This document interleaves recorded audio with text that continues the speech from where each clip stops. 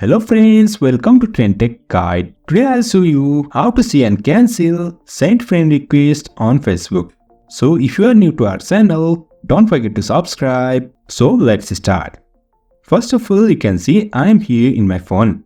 Now tap on your Facebook app from your Android or iPhone. Now just tap on your profile and under here you can see here is friends. Just tap on this friends and you can see here is people you may know. Now to find the friend request, just tap on this friend request. Over here you can see there is no new request on my phone. Now to find the sent friend request, tap on these three lines on the top right and over here you'll find this view sent request. Tap on this and over here you can find the sent request.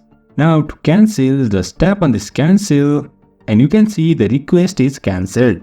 So in this way, just tapping on this cancel, you can cancel the request and that's it. In this way, we can see and cancel friend request on Facebook. So if you find this helpful, don't forget to subscribe. Have a good time.